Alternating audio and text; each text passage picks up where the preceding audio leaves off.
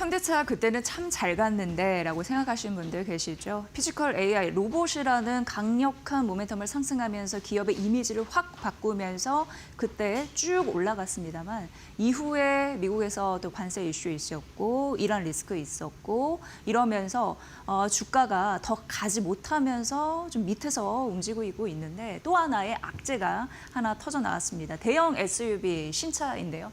디올뉴 팰리세이드에서 일부 사양의 이제 판매가 중단되는 흐름들이 나타났는데 안전사고가 일어났습니다. 쉽게 얘기해서 전동 시트 폴딩 시, 그러니까 전동 시트를 접을 때 사람이 있고 물건이 있고 감지를 못하는 거예요. 문제가 있어서 아주 안타깝게도 미국 오하이오주의 2세 여아가 숨지는 사고가 발생을 했습니다. 그러다 보니까 이미지에도 타격을 일단 입은 상태인데 현대차에서는 지금 일단 이런 이슈가 나타나니까 좀 망신이기도 하고 앞으로 안전적으로 좀 더 강화해야 되는 그런 상황이기도 하고 그렇기 때문에 고객 대상, 시트 작동 이런 부분을 좀 지속적으로 안내를 한다고 하고요. 그리고 소프트웨어 업데이트 이런 부분도 개발 중인데 3월 말까지 OTA라고 해서 무선 업데이트라고 보시면 되거든요. 그러니까 자동차 정비소에 가서 리콜하는 것이 아니라 무선으로 업데이트를 해주면은 그 오작동, 오류난 부분을 좀 해결할 수 있다라고 인식을 하시면 됩니다. 그런 부분으로 좀 예정돼 있다라고 합니다. 그러면서 이제 대신증권이 현대차를 보면서 이번 이슈 아주 안타깝다라고 얘기를 하면서 어쨌든 신차에 대한 이미지 이런 추락 부분도 있고 생산 차질 이슈 있고 그리고 이제 리콜 비용 이런 부분은 있고 부분이 있으나 관련 실적 영향은 제한적이라고 하는데 제가 말씀드린 부분에서 이미 좀 힌트가 있습니다. 뭐냐면 OTA 무선 업데이트 이 부분이거든요. 그렇기 때문에 이쪽으로 해결이 가능하기 때문에 실적단에서는 리콜 비용 쪽만 되면 되니까 큰 문제는 없다라고 언급을 하고 있습니다. 그렇기 때문에 목표 주가 그대로 유지를 했습니다. 66만 원 그리고 매수 유지했습니다. 이런 부분으로 잘 커버가 될 수 있을지 눈여겨보시길 바라겠습니다. 자, 그리고 유가입니다. 국제 유가가 좀 안정을 찾아야지 뭐 글로벌 시장 그리고 우리 시장 역시 안정세를 취하면서 다시 한번 업 될 수 있을 텐데요. 아직 이제 변동성은 있습니다. 그러면서 유가 그리고 금리 이런 부분에 골머리를 앓고 있지만 그 부분도 사실 뭐 중요하다고 할 수 있지만 사실 하나증권에서는 글로벌 경기 사이클 이 부분이 더 중요하다고 언급했거든요. 그러니까 글로벌 경기 사이클 이게 후퇴를 하게 되면 지수는 크게 가지 못한다라는 언급을 했습니다. 그래서 글로벌 경기 사이클을 판단할 수 있는 세 가지 지표에 대해서 언급했는데 첫 번째는 S&P 500, 테크, 캐펙스, 설비 투자 증가율이 되겠고요. 두 번째는 국내 반도체 수출 증가율이 되겠고요. 세 번째는 글로벌 반도체 기업의 영업이익률 되겠습니다. 그런데 이를 다 분석해 본 결과 하나증권에서는 이 세 가지 지표가 모두 상승을 하고 있다라고 얘기를 하면서 높은 수익성이 3분기에서 4분기까지 유지될 가능성이 있다라고 하면서 이런 부분은 아직도 긍정적이다라고 언급을 했습니다. 이제 우리가 3월 중순입니다. 이제 4월을 앞두고 있는 상황인데요. 4월을 뭐니 해도 테크 실적이 굉장히 중요한 기점이 될 것 같습니다. 그래서 만에 하나 이쪽에서 실적이 예상에 부합한다면 증시가 상승 추세로 본격적으로 돌아갈 가능성이 있다라고 언급을 했습니다. 그렇다면 경기 사이클을 그 방향성을 감안해 봤을 때 시장을 다시 한번 리딩할 수 있는 업종을 우리가 지금부터 계산을 잘 해봐야 될 텐데요. 대표적으로 보면 S&P 500 반도체 되겠고 소프트웨어 되겠고 투자은행 쪽 되겠습니다. 그리고 코스피에서는 반도체, 방산, 자동차 업종이 언급됐으니까 이 부분 보시면 될 것 같습니다. 현재 이익은 증가하고 있는데요. 이란 리스크 때문에 주가가 깎였습니다. 그렇기 때문에 밸류 매력이 있다라는 부분이거든요. 현재 공식상에서는 이란 리스크 때문에 주가가 떨어진 그러나 실적에 대한 이익 가시성이 높은 업종과 종목은 여전히 긍정적이라고 하는 게 공통된 멘트라서 이런 부분 발빠르게 지금부터 찾아보시기를 권유드리고요. 이거 하나증권의 분석이라는 점도 다시 말씀드립니다. LG화학, 그렇다면 유가 때문에 좀 보폭을 좁혀야 되는 그런 종목들도 우리가 옥석 가리기를 잘 해야 될 텐데요. 대표적으로 LG화학, 오늘 현대차증권에서 목표 주가를 낮췄습니다. 그래서 말씀드리면 목표 주가 51만 2천 원에서 40만 원으로 낮춰지는 흐름들이 있는데 일단 석유화학, 업황, 양극재 이런 부분에 대해서 긍정적인 모멘텀을 찾을 수가 없더라고요. 석유화학, 에비타 같은 경우에는 본업에서 얼마나 이익을 벌어들였나를 보는 건데 건데요. 그게 1조 넘는 부분에서 4,800억 원으로 좀 쪼그라든 흐름들이 있었고 첨단 소재, 특히 양극재 부분 같은 경우에도 에비타가 이만큼 줄은 흐름들이 있었습니다. 게다가 중동 리스크 때문에 원유 소송에 차질을 빚는데 그게 NCC 가동률 하락 가능성이 있다고 하거든요. NCC는 여러분 잘 아시겠지만 석유화학의 기초 공장이라고 보시면 되는데 가동률이 줄어들 가능성이 있기 때문에 긍정적인 요소가 결코 아닙니다. 그리고 2분기부터 고가 원재료 투입이 되다 보니까 부담이 있는 거고 여전히 이제 중동 변수가 풀리지 않은 한 이런 리스크는 좀 가져가지 않을까라는 예상들 하게 됩니다. 양극재도 결코 좋지는 않게 평가가 되더라고요. 상고하저, 뒤에 갈수록 저잖아요. 다만 기저 효과가 있었습니다. 그렇기 때문에 출하량 자체는 50% 성장할 것이다라는 전망치는 나와 있습니다. 다만 뭐 석유 업황이나 양극재 이런 부분에서 불편한 진시 우리가 마주해야 되지만 그래도 밸류에 대한 매력은 있다라고 판단되는 게 LG 에너지 솔루션의 지분 가치 LG화학이 보유하고 있기 때문인데요.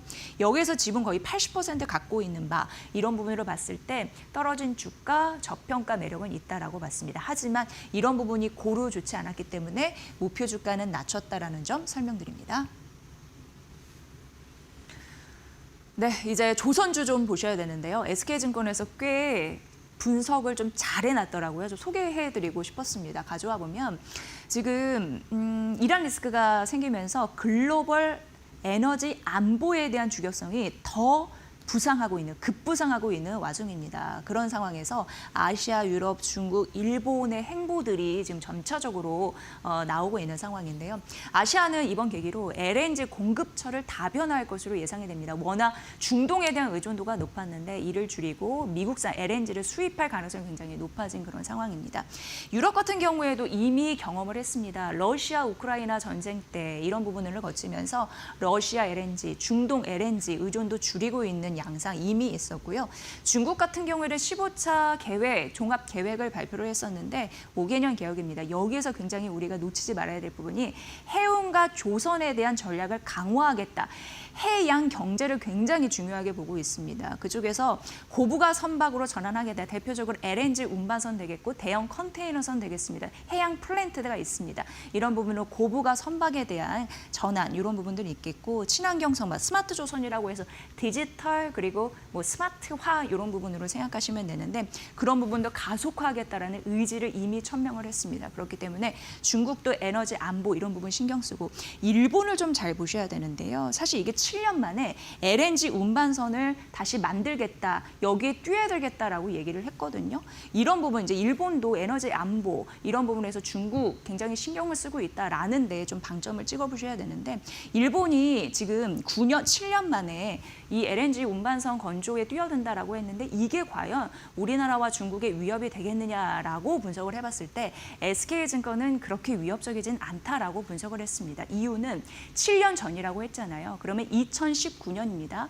2019년도에 일본은 어떠한 조선 같은 경우 배를 만들고 인도한 적이 없고요. 수주한 건도 없고요. 인력 없습니다. 그리고 투자를 잘 하지 않았기 때문에 보수적인 투자를 했기 때문에 슬롯이 부족합니다.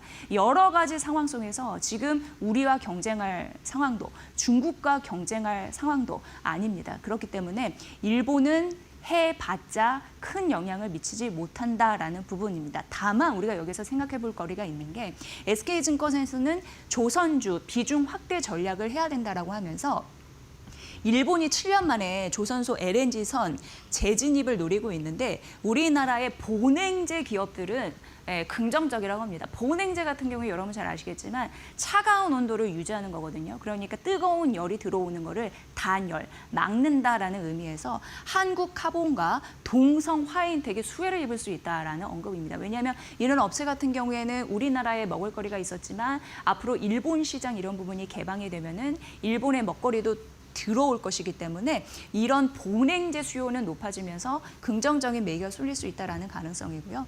SK증권은 조선주 비중 확대 전략 유지하라고 얘기하면서 두 가지 토픽을 제시했습니다. 대표적으로 HD 한국조선해양과 HD 현대중공업인데요. 저는 HD 현대중공업을 조금 더 말씀드리겠습니다. 왜냐하면 이 부분을 더 언급했거든요.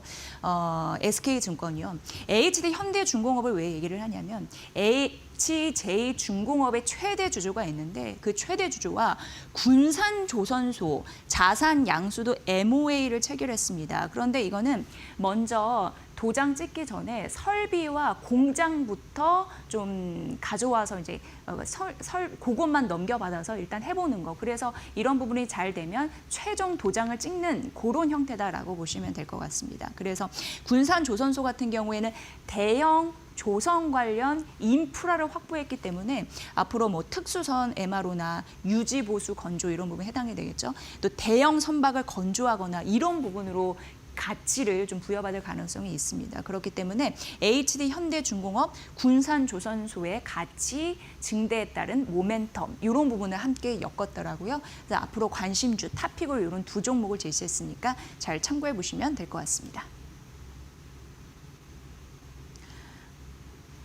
네, 그리고 이제 DB증권에서 주총 시즌을 얘기했는데 딱 시기적으로 좀 맞는 그런 보고서였습니다. 그래서 설명을 해드리도록 하겠습니다. 3월 중하순, 오늘이 이제 3월 딱 중순 정도 되는데 하순은 이제 주총 시즌입니다. 대부분의 상장 기업들이 12월 결산법인이 있는데 그 이후에 3개월 안에 주주총회를 개최를 해야 됩니다. 그렇기 때문에 지금은 주총 시즌 이제 진행이 될 거고요. 이런 리스크 때문에 사실 약간 아쉬운 게 상법 개정에 대한 모멘텀이 희석이 됐습니다. 상법 개정 수혜주 이런 부분이 그렇기 때문에 앞으로 이런 부분에서 다시 한번 좀 치고 올라갈 수 있을지 그 아이디어를 제시한 부분이고요. 당연히 상법 개정 시행 이런 부분에 대해서 기업이 그런 부분을 이제 발표할 거리가 좀 많을 수 있다라는 시나리오 하에서 좀 출발이 됐습니다. 그동안 여러분 아시겠지만 1차, 2차, 3차 있었습니다. 1차는 기업의 지배구조 그리고 개편이었는데 2차의 충실 의무 확대, 감사위원 선임의 해임 시 3% 룰 강화, 전자주주총회 등의 내용이 있었고요. 2차는 주주 권익 보호 강화에 있었는데 집중투표제 의무화, 감사위원 분리선출 확대 등이 있었습니다. 그리고 3차인데요. 자사주 소각 의무화, 이거 굉장히 많이 들으셨을 것 같습니다. 신규 자사주는 1년 내 소각해야 되고요. 기존 자사주는 18개월 내 소각을 해야 되는 의무가 있습니다. 그런데 자사주 소각은 일단 주식 수를 줄면서 EPS, 주당 이익을 높이는 흐름들이 나타나는데요. 그렇기 때문에 주식 수를 줄이면 EPS가 올라가거든요. 근데 PER 같은 경우에는 주가 나누기 EPS입니다. EPS가 올라가게 되면은 주가에서 나누는 거기 때문에 이 PER 값이 낮아지죠. 그러니까 PER 값이 낮아진다는 거는 주가의 밸류의 매력을 높이는 아주 직접적인 수단이 된다는 겁니다. 자사주 소각이 증시를 부양시키는 그런 효과가 있다는 거 좀 보시면 될 것 같고요. 다음 페이지 만나보면요. 그래서 이제 앞으로 자사주 소각 발표 이런 부분에 대한 기업의 입장이 나올 텐데 그 종목들을 잘 봐야 된다라고 얘기를 하고 있습니다. 물론 이것들이 일정 부분 주가에 선반영됐을 수는 있습니다라고 언급을 하고 있는 상황이고요.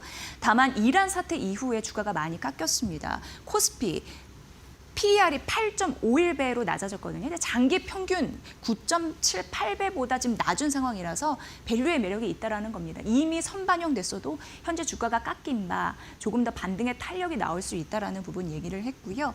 그렇기 때문에 투자 아이디어는 자사주를 보유 많이 한 지주사나 금융주를 주목하라라고 얘기를 하면서 리포트 보시면 아시겠지만 코스피 200 중에 12월 결산법인 그러니까 주총 이런 부분 맞고 자사주의 비중이 10% 정도 되는 그런 종목들이 언급이 됐습니다. DB증권, 주총 시즌, 투자처 어디에 돈이 몰릴 건지 계산한 이 리포트도 의미가 있을 것 같은데 잘 참고해 보시면 될 것 같습니다. DB증권까지 얘기를 해드렸습니다.